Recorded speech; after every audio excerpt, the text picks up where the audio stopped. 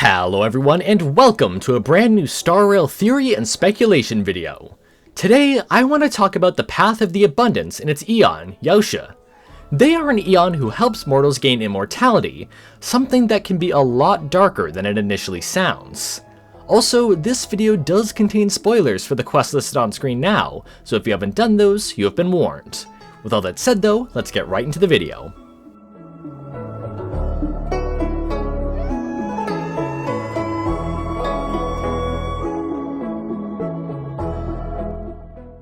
Yaoshi is an Aeon who we know quite a bit about already thanks to their importance in the history of the Xianzhou alliance.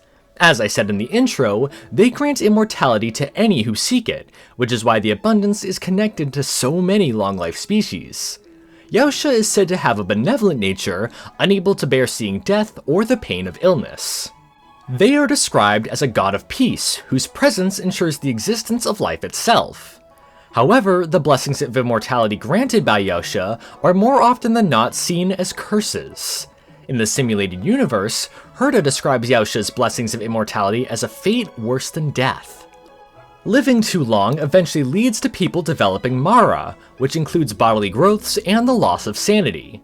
Twigs and branches sprout from the victim's body, changing them into an abomination of the Abundance. You may gain immortality, but you also lose your humanity in turn. It is also incredibly hard to overcome the immortality granted by Yaoshi. The first Xianzhou immortal is still alive to this day, currently imprisoned within the Shackling prison. The Abundance Emanator Xianzhou is functionally immortal, though he has been reduced to remains.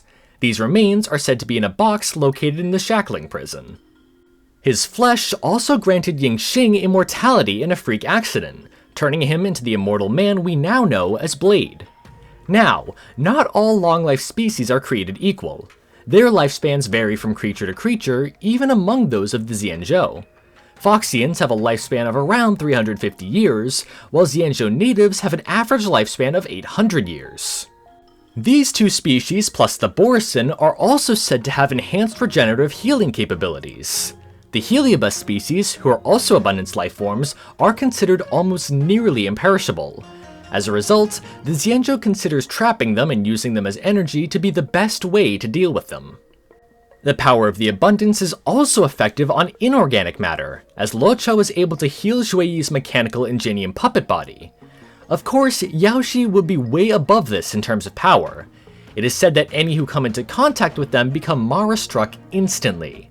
Even diviners who try divining Yaoshi's fate will be stricken with Mara. Now then, the Abundance actually has quite a few different factions associated with it.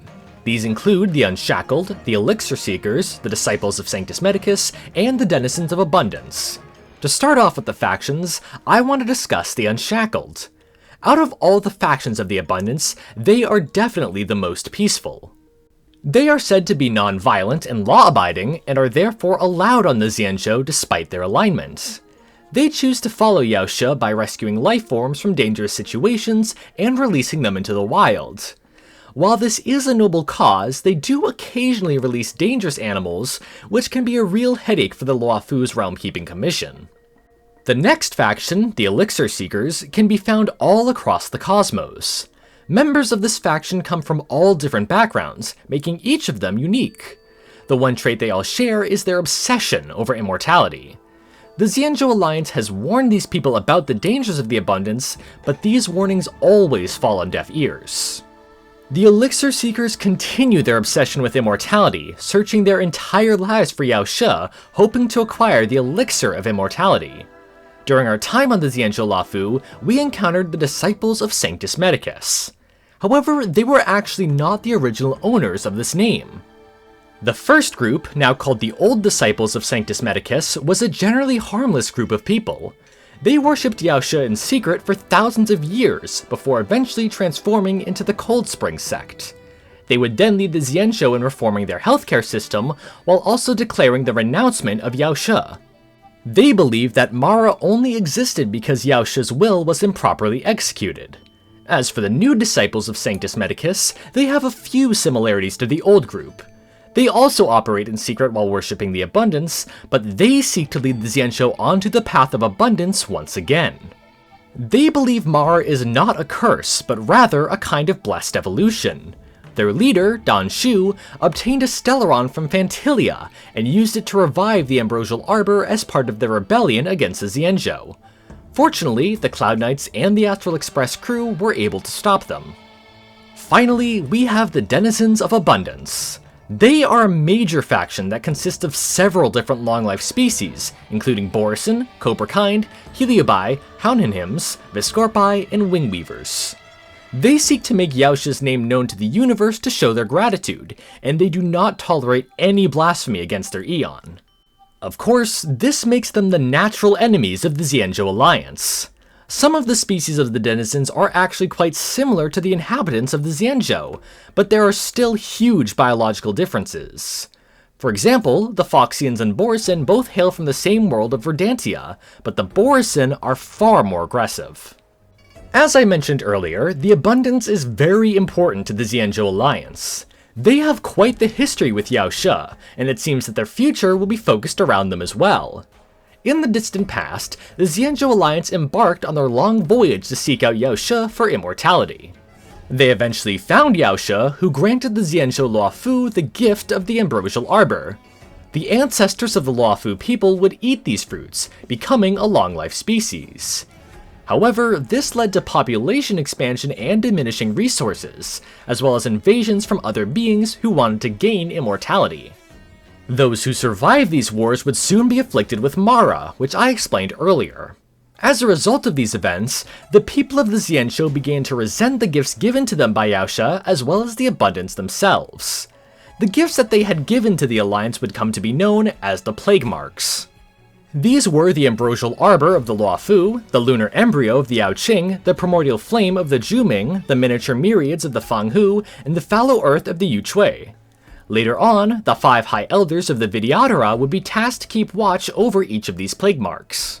Imbibitor Lunae guarded the Ambrosial Arbor, Calorum Venti guarded the Lunar Embryo, Ardens Regia guarded the Primordial Flame, Glaciator Merum guarded the Miniature Myriads, and Mons Grandis guarded the Fallow Earth. After this, the Alliance would come to worship a new Aeon, that being Lan the Hunt.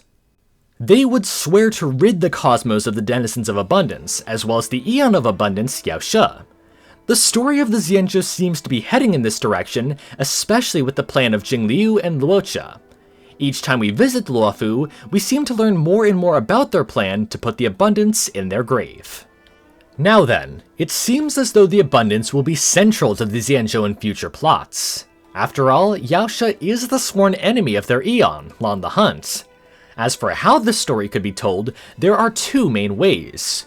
We could either get more Trailblaze continuances on the Luofu, or we could travel to some of the other Xianzhou flagships. Personally, I think the latter option is the most likely. It would be a bit difficult to continuously advance the plot of the entire Xianzhou Alliance while only ever visiting just one of their flagships. As the story gets more intense, we would need to visit the other flagships. This would allow us to learn more about the Xianzhou as a whole and want to protect it even more. Of course, I think the story of the Abundance and the Xianzhou will also tie in with Phantilia. So far, both of her attempts to take down the Xianzhou have involved the Abundance in one way or another. Her first plan involved the resurrection of the Ambrosial Arbor, while the second involved the Borisin and the Lunar Embryo. As for what will come next for the Xianzhou, I think we will travel to the Xianzhou Juming sometime after Amphorius. It is said to be the most unique of all the Xianzhou ships, which would give it a new look and feel compared to the Luofu. After all, if it was just like the Luofu, it wouldn't be that well received by the community. Because of its unique look, I think it would be the perfect candidate for the next flagship that we visit. Additionally, the conflict in 2.4 and 2.5 mostly centered around the Yaoqing's plague mark and people. The Juming didn't get too much attention here, so this would be a good opportunity for us to learn more about it. Similar to the other 2 Xianzhou stories so far, the conflict on the Juming could involve the flagship's plague mark, the Primordial Flame. The Primordial Flame is actually the Flint Emperor, the leader and progenitor of the Heliobi. As I said earlier, Heliobi are incredibly hard to kill, and their leader is no exception. As such, it was imprisoned on the Zhuming and sentenced to serve as a power source for the rest of its eternal life. The plot for this plague mark can involve Phantilia attempting to free the Flint Emperor in order to bring devastation to the Zhuming. The Heliobi could run rampant, attempting to take over the bodies of those on the Zhuming. In the past, the Flint Emperor actually made a deal with the Rainbow before they became Lon the Hunt. The Flint Emperor would lend him its power, and in return, it would be able to possess the Rainbow's body. However, the Rainbow would disappear soon after the war, leaving the Heliobi to consider this an unpaid debt. The Heliobi could then take advantage of the chaos caused by Phantilia to claim this debt by taking over the Zhuming. Some of the Heliobi have been pacified by the Zhuming's Ten Lords Commission though, so perhaps we could see battles fought between the Heliobi. Like Tail, some Heliobi could help the Xianzhou. In the future, they could even help fight against Yaoshi. An alliance between the Xianzhou and the Heliobi would once again move the main Xianzhou plot forward. When the war between the Aeons comes at last, Yaoshi will likely be one of the Aeons that we face.